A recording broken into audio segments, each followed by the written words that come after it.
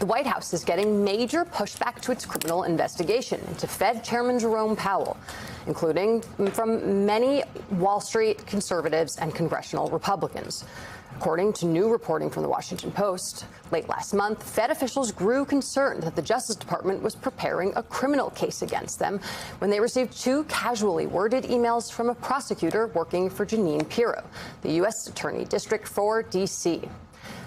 The messages sought a meeting or phone call to discuss renovations at the central bank's headquarters, according to three people familiar with the matter, who, like most others interviewed, spoke on the condition of anonymity to discuss an open investigation.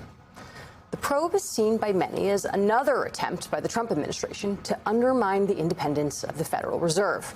Ankush Kharduri is back with us, and joining us is Victoria Guida, economics correspondent at Politico. Victoria, thank you for joining us at the table. It seems like this is the week where Trump's use of the Department of Justice has transitioned from a tool of personal retribution to now a conduit for political leverage. How does Jerome Powell square into this? Yeah, so, Jerome Powell has explicitly framed it the way that you just did. Yeah. I will note that actually the president has distanced himself from this probe. He said that he didn't know anything about it. There was also reporting in the New York Times where it was sort of suggested that Pam Bondi might not have been looped in either. Well, who the hell did it? Right. Everyone doesn't know anything. Nobody knows anything. Well, and Jeanine Pirro herself said, nobody's saying the word indictment. It's only Chair Powell who's saying the word indictment. But I think that's a reflection of the reaction, the strength of the reaction that you saw, particularly, as you mentioned, from the Hill. So you think that was just Pirro doing a little CYA after her bidding for the president seemed to have backfired? Well, I mean, this is kind of a complicated situation, right? Because I don't know exactly what conversations did or didn't happen. But I will say that at the end of December, as recently as the end of December, President Trump was talking publicly about how he was thinking about suing Chair Powell over this. So, this is one of those things where, there's a question as to whether he specifically directed it. Right. But also, even if he didn't, this is something he's been talking about for a long time. He doesn't have to. Everything is very obvious now. She doesn't. The Attorney General doesn't need to be told what to do because he makes very clear who he's upset with all day long. Right? He talks about it and tweets about it while he's apparently supposed to be working. It happens all day long. And I think one of the things that is really interesting that the AP wrote, Victoria, and I want to get your read on this, is that. The criminal investigation might change whether or not Powell leaves in May. Now, he's leaving as the chair of the Fed board in May. That's happening. But whether or not he stays on as a governor, because there's 7 of them, I think. Exactly. Historically is what it says in the AP. Nearly all Fed chairs have stepped down from the board when they are no longer chair. But Powell could be the first in nearly 50 years to stay on as a governor. Many Fed watchers believe that the criminal investigation into Powell's testimony about cost overruns for Fed building renovations was intended to intimidate him out of taking that step. Now, you are a Fed watcher. I've known you for a very long time. You've been covering Powell for a very long time. Does that sound right to you? That's what I've been hearing as well. That this is something that potentially makes him more likely to stay on.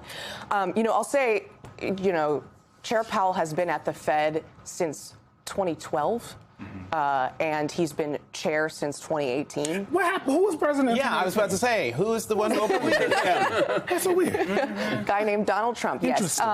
So where I'm going with that is, I think he's tired. I think he probably would like to leave. Yeah. But as you mentioned, there are only 7 seats on the Fed's board. And so the question of whether he stays or goes is a question of whether President Trump is able to get an additional person who isn't Powell on the Fed board, right? And he would like more allies on the board. And so a lot of people see this move as maybe counterproductive because it does seem like this has made it more likely that Powell considers staying. So if Powell doesn't leave, will we have an 8-member board, or will he have to choose from the No. So the way that the Fed works is very complicated. So there are 14-year terms that run no matter who's in the seat, right?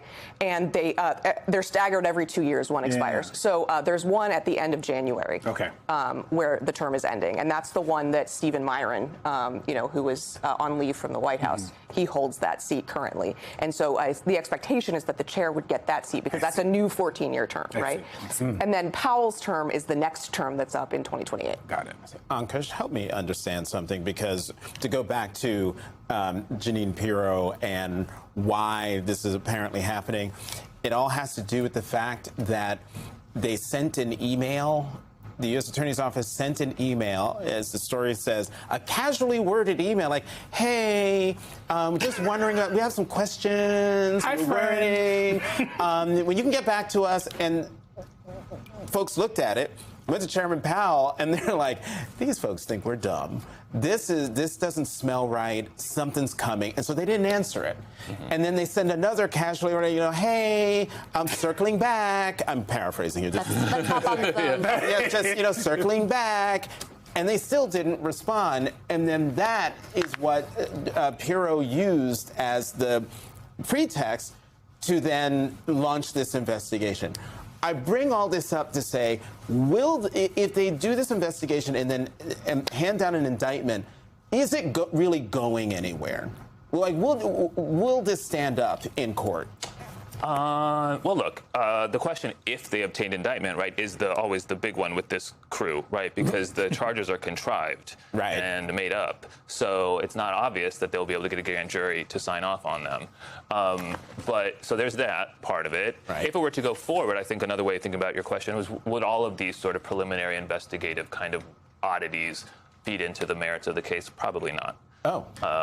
It looks messy, but this is something prosecutors do from time to time. They do voluntary informal outreach in lieu of grand jury subpoenas, sometimes as a step ahead of grand jury subpoenas. This does seem to have been particularly ham-fisted. I would not expect. What I'm describing right now is how you deal with sort of private corporations sometimes when the Justice Department is investigating them. When you're dealing internally within the government, you do expect a higher level of transparency and professionalism within the government.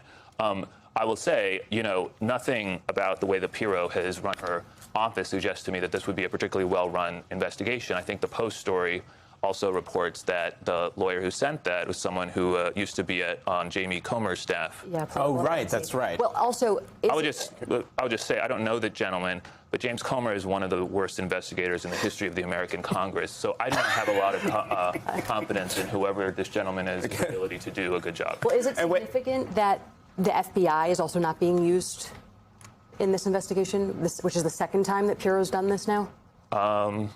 It could be. I mean, is there another? I honestly don't know. There could be another investigative agency they decide to use. Sometimes there are other non-FBI agencies that you can use, like the postal inspectors, things like that. Okay. So I wouldn't necessarily. I would need to know more about that. Ankush Khardori with his characteristic understatement about Comer is fantastic. Ankush Khardori, Victoria Guida, thank you both very much for coming to the weekend. Coming up, Donald Trump has made it clear he would do anything for a Nobel Peace Prize, even apparently accepting someone else's as a gift, gleefully accepting. He looks so happy. Woo, like a little kid. More on that unusual move after the break. And later, we'll go live to Copenhagen, where protests are underway right now against Trump's renewed interest in taking control of Greenland. You're watching The Weekend.